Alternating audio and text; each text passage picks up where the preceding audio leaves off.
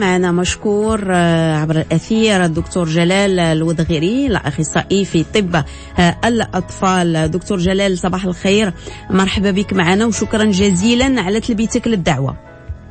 صباح النور، مرحبا بكم وسعيد اللي نكون معكم باش نديروا توضيحات. شكرا لك للمستمعين الكرام. تماما حول موضوع السعال عند الأطفال والأسباب ديال السعال عند الأطفال. إلا سمحتي هاد السعال اللي كنتكلموا عليه ربما هي أنواع كاين ديال السعال، ولكن الأسباب ديالو شنو هي والأعراض اللي تخلينا ولا العلامات اللي تخلينا يعني نقولوا بأن هذا السعال هذا ضروري من تشخيص، يعني ضروري أننا نديو الطفل ديالنا لعند طبيب مختص عند بيدياتر. بالفعل السعال كاين واحد 4 الأنواع ديال السعال، والسعال في حد ذاته ماشي مرض، السعال علامة.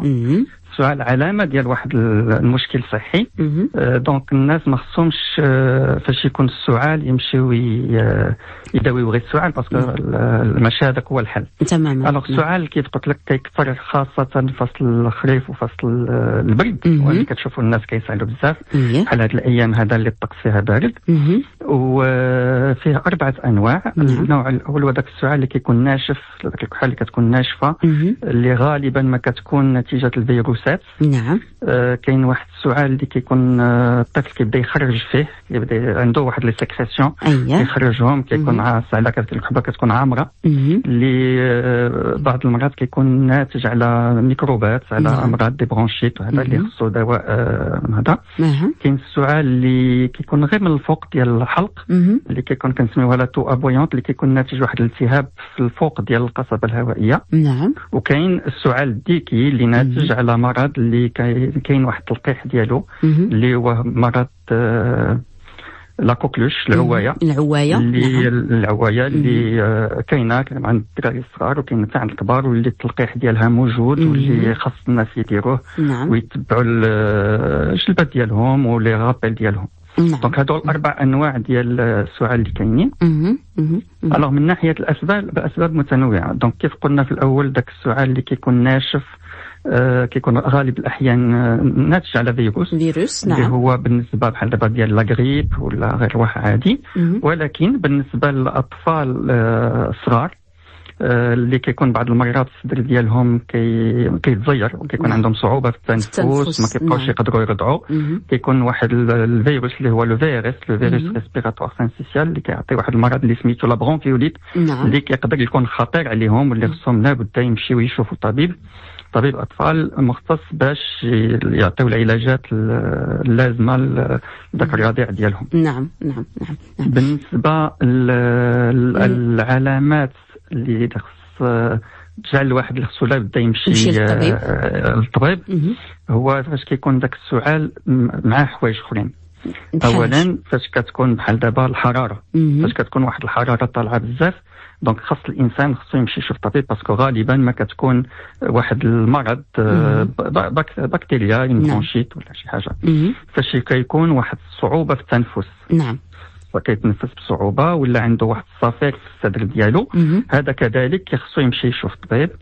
فاش كيكون داك السعال معاه بحال دابا واحد النقص في الوزن، ولا واحد كيعرق بزاف، ولا واحد السعال اللي دام مده طويله، اللي فات 3 الاسابيع، ما خصناش نبقاو نعينوا، خصنا نمشيو نشوفوا الطبيب اللي كيدير واحد التشخيص. الا استمر اكثر من 3 اسابيع، يعني كيف ما بغى يكون نوع ديال السعال، كيما بغى يكون. نعم. بالفعل كيما بغى يكون نوع السعال، الا فات 3-4 الاسابيع خص الواحد يمشي يشوف الطبيب، لان هناك واحد المشكل اخر. بالاضافه لهذه الامراض اللي فيروسيه ولا بكتيريات، ولا كاين بعض المرات السعال ناتج على واحد الحساسيه، نعم، اللي كتكون عند الطفل اللي كينتج عليها السعال، اللي داخل بعض المرات في امراض الربو، الضيقه والحساسيه، اللي خاص واحد الدواء، واحد التشخيص، واحد الدواء زعما لازم ديالو. كذلك كاين كل المشاكل ديال الحساسيه اللي كتقدر تعطي سعال. هذا كيكون السعال مزمن ياك؟ بالفعل كيكون سعال مزمن. هناك بعض الحالات، بعض الاطفال اللي كيكونوا جالسين مثلا سورتو صغار كيلعبوا، حتى كيبقى يسعل بواحد الحده، وبعض المرات كتمشي داك السعال ومن بعد الطفل كيبدا يسعل ولا هذا. وفي بعض الحالات اللي ماشي كثيره الحمد لله كيكون ناتج على الطفل اللي بلع واحد لو كور اترونجي، شي حاجه بلعها ومشات في القصبه الهوائيه ديالو. نعم. كيكون كيلعب بشي حوايج صغار ولا شي حاجه ولا هذا وكيبلعهم، وهادو جينيرالمون بالاشعه ديال الصدر كنعرفوا شنو كاين وكنمشيو كنزولوا داك لو كور اترونجي اللي في قلب الصدر باش كيكون باش كيتوقف هذا السعال. نعم. يعني هادو هما الاعراض، كيكون سعال مستمر، كيكون ضيق في التنفس، كتطلع شويه ديال السخانه، الحراره في الجسم، وإلا استمر اكثر من 3 أسابيع ضروري ان يعني الطفل نديوه لعند طبيب مختص. ملي كتجي ديك النوبه ديال السعال للطفل كيفاش نوقفها دكتور؟ حيت من الناس كتكون واحد النوبه اللي هي شديده. اول حاجه اللي خصنا نديرو فاش كيجي السعال الطفل هو اولا نسرحوا له الانف والحنجره ديالو، دونك نسرحوا له باش يقدر يتنفس. هذه اول حاجه خصنا نديرو من الاول، خصنا نبقاو نسرحوا داك الانف والحنجره باش الطفل يقدر يتنفس، وهذا بحد ذاته كيسهل عليه هذا السعال. ثانيا خصنا نعطيوه يكون بيان ادغاطي، خصنا نعطيوه يشرب مزيان ويرضع مزيان باش كنعاونوه باش داك السعال يمشي بشويه بشويه. وفي الحالات الحاده واللي كتكرر خاص يشوف طبيب اللي باش يدير واحد التشخيص ويعطي الدواء المناسب. الحاجه اللي بغيت ناكد عليها هو اللي كنلاحظوا عند بزاف الناس كيجي كيقول لك الطفل كيسعل راه عطيته انتيبيوتيك. زعما هذا خطا وما عنده حتى شي منطق. يعني كيف قلت لك في الاول السعال ماشي مرض، السعال علامه ديال امراض متعدده. اذا نعطي انتيبيوتيك وما كيتفهموش، كيقول لك عطيته انتيبيوتيك وما براش. نعم. فهمتي؟ دونك هذا مشكل خطا كيوقعوا فيه بزاف الناس اللي كيصعبوا الامر تاع الطبيب ولا على الطفل ديالهم. دونك كنصحوهم باش ما يبقاوش يعطيو هاد لي زونتيبيوتيك غير هكاك. نعم. لان في غالب الاحيان هذاك السعال اللي كيكون عند واحد الطفل اللي عندك كيكون ناتج على واحد الفيروس اللي ما كيستدعيش انتيبيوتيك. ثانيا ما خصهمش يخليو الطفل سورتو الاطفال الصغيره من عامين رضع حتى يعياو، حتى يولي واحد الصعوبه في التنفس قبل ما يوصلوا لذاك الدرجه، حتى ما يبقاوش يقدروا يرضعوا، حتى ينشفوا من الماء. نعم. انت هادشي اللي كنشوفوه في بعض الحالات. خاص يمشيو يزوروا الطبيب الاطفال باش يشوفوا المشكل وياخذوا الدواء المناسب. يعني كيخليو الامر كيتفاقم.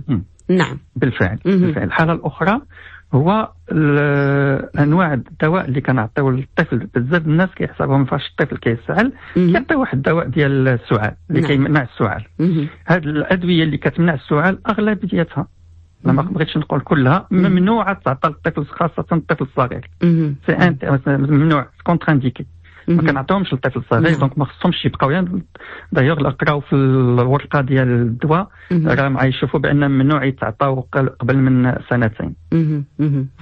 وبزاف ديال الادويه اللي تزالت من الصيدليات لان نظرا للخطر ديالها على صحه الاطفال. النوع الثاني من الادويه هو الادويه اللي كيساعد داك لي سيكريسيون اللي كتكون في قلب الصدر باش تحلل وتكثر باش يقدر الطفل يسهلها يخرجها. ولكن هاد الحالات هادو ما خصش نعطيهم غير هكاك، لان يقدر يكون واحد الفعل ديالهم مضاد اللي بغينا حنايا، لان الصدر كيعمر والطفل كيتخنق. دونك خاص فريمون يداروا بواحد الحكمه والمقدار ديالهم يكون مضبوط حسب الوزن ديال الطفل. نعم. بالنسبه للرضيع، ملي كتجي ديك النوبه ديال السعال كيفاش نحدوا منها؟ لان كتكون مثلا سعال شديد وواحد النوبه اللي هي شديده بالنسبه للرضيع وما كنفهموش. يعني كيفاش بعض المرات كنحسوا به لا من عينيه ولا من طريقه كيتخنق بديك النوبه. شنو خصنا ندير؟ دونك اول حاجه خصنا نديرو هو نسرحوا له الانف ديالو. بطريقه سليمه. نعم. ثانيا خصنا نعطيو يرضع كميات قليله، ولكن متردده، كنعاودوها فهمتي، كنردعوه بشويه باش ما يعياش. ثالثا كنقدروا نعسوه نهزوه شويه باش ما يرجعلوش الحليب، وحتى هو يجعلو يفهم اكثر. نعم. وبالفعل الا كان هذا السؤال ناتج عليه واحد الصعوبه في التنفس، ولا داك الطفل ما بقاش يقدر يرضع، ولا كيزرق مثلا، دونك خصو يمشي يشوف طبيب بسرعه. اكيد. كاين عوامل اللي كتفاقم السعال دكتور ودغيري؟ العوامل اللي كتفاقم السعال هو بحال دابا الى واحد الطفل اللي عنده واحد الصدر ديالو اللي فيه دي سيكريسيون كيحب كيخرجهم، وانا غنعطيه واحد الدواء اللي غنمنعو باش يخرجهم، دونك داك الصدر ديالو كيبقى ماشي وكيعمر، دونك كنجعلو يزيد نفاقم الامر ديالو. ثانيا الناس اللي كيكون الصدر ديالهم مزير، كيكون عنده واحد فهمتي واحد بحال نوبه ديال الربو والضيقه وما كنداويهش، دونك كيكون هذاك ماشي وداك السعال كيتزايد وكيكون ماشي والصعوبه في التنفس كتزيد. حتى بعض المرات كنوصلوا بعض الحالات اللي خصو الاكسجين، خص التنفس اصطناعي، خص زعما كنوصلوا لحاجات ديال الانعاش. نعم. فهمتي السعال خاص الا كان خفيف، الطفل كيتنفس مزيان مره ما كاينش مشكل، غالبا الاحيان مع الوقت غيمشي بشويه. نعم. الا شافوا الطفل عنده بعض العلامات ولا كيكحب بزاف ولا ما كيقدرش يرضع كيقولنا، ولا ما كيقدرش يتنفس، راه كاين شي حاجه اصعب من داكشي اللي خصها واحد التشخيص مبكر وواحد الدواء المناسب للحاله ديال الطفل. نعم. بالنسبه للبلغم اللي كيخرج بالنسبه للاطفال اللي مثلا كيخرج لهم مورا السعال، كيكون الصدر عامر، كاين عنده توا علامات، ماشي علامات وانما بالنسبه لا كولور ديالو، واش عندها تفسير معين بالنسبه لنا كل واحد وكيفاش عنده اللون ديال البلغم ديالو؟ بالفعل اول حاجه اللي خصنا نشوفوها هي فاش كيكون داك البلغم ديالهم بحال دابا فيه دم احمر، هذاك راه مشكل، خاص بسرعه نمشيو للطبيب. ثانيا فاش كيكونوا داك الافرازات اللي هي نقيه بيضاء، ما كتخنقش الطفل، غالبا ما كتكون ما كاينش شي انفيكسيون، ما كاينش سور انفيكسيون، ما كاينش واحد كتكون دائما فيروسات وما كاينش سور انفيكسيون، غالب الاحيان غير بالدواء كنحلوا المشكل. فاش كتكون داك الافرازات اللي كتكون مسخه بحال القيح ولا شي حاجه، صافي كاين واحد التعفن في الجهاز التنفسي، في القصبه الهوائيه ديال الطفل، اللي كيخص واحد الدواء مناسب حسب نوعيه الميكروب اللي كاين في الصدر ديالو، حسب هذاك الطبيب، حسب لوسكولتاسيون ديال الصدر، حسب ايفونتوالمون لا راديو اللي كيدير الطفل، واش كاينه بنوموني، واش كاين الماء في الصدر، واش كاين غير برونشيت جينيراليزي، وكيعطي الدواء مناسب حسب هذه الحاله هذه. نعم. للوقايه من السعال دكتور الودغيري شنو يمكننا نديرو؟ الوقايه كتبدا اولا بالتلقيح ضد الامراض اللي كيخصنا نلقحو، اللي مهمه بزاف، مثل داء السل ما هضرناش عليه، نتكلموا عليه، والعوايه.